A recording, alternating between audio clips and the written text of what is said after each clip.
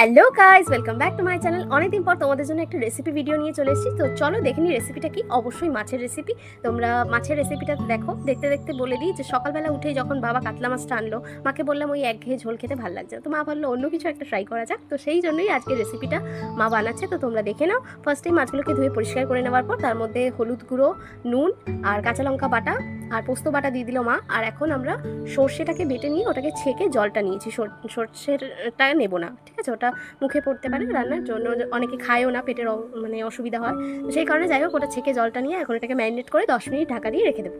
তো ঢাকনা খুলে এরপরে কিন্তু আমরা এটার মধ্যে অ্যাড করে দিচ্ছি তেল।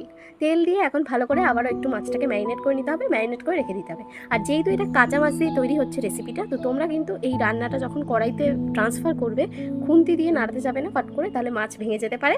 তো এখানে তোমাদেরকে একটা কাজ করতে হবে, কড়াইটাকে হালকা হালকা ঘুরিয়ে ঘুরিয়ে মাছটাকে ওলট পালট যাই বলো, মানে একটু পজিশন চেঞ্জ করে দিতে হবে। তো এরপরে আমরা তেল দিয়ে দিয়েছিলাম কড়াইতে, তেল দিয়ে কড়াইতে তেলটাকে ভালো করে গরম করে কালো জিরে দিয়ে দিতে হবে ফোড়নে। আর কালো জিরের সুগন্ধটা বেরিয়ে গেলে তখন দিয়ে দিতে হবে এই ম্যারিনেট করা মাছগুলো। ম্যারিনেট করা মাছগুলো এখন তাড়াতাড়ি মা দিয়ে দিল কড়াইয়ের মধ্যে। আর দেখতে তো দারুণ লাগছিল আর খেতেও দারুণ হয়েছিল। অবশ্যই তোমরা এই রেসিপিটা ট্রাই করো আর আমাকে কমেন্টে জানাতে ভুলো না কেমন লাগলো। এখনও যারা আমাকে সাবস্ক্রাইব করনি সাবস্ক্রাইব করে দিও, অ্যান্ড লাইক শেয়ার করতে একদম ভুলো না। এই পর্যায়ে আমরা কাঁচা লঙ্কা দিয়ে দিলাম মাছগুলোর মধ্যে।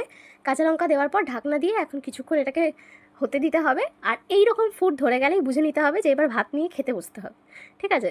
তো দারুণ হয়েছিল। আমার তো দেখতে দেখতেই মনে হচ্ছে জিভ দিয়ে জল বেরিয়ে আসছে। যাই হোক, আমাদের রেসিপি কিন্তু ডান। দেখতে দেখো কি সুন্দর হয়েছে। আমাদের রেসিপি ডান হয়ে যাওয়ার পরে আমি বসে পড়েছিলাম ভাতের থালা নিয়ে, মা এখন দিয়ে দিল। আর এই কাঁচা লঙ্কা মাছ, একটা সর্ষে পোস্তর টেস্ট, এই যে ভাতের সাথে মেখে একটা আলাদাই এক্সপিরিয়েন্স হচ্ছিল, আলাদাই টেস্ট লাগছিল, আলাদাই শান্তি লাগছিল। কাতলা মাঝে মনে হচ্ছিল যেন ইলিশই খাচ্ছি ভাপা।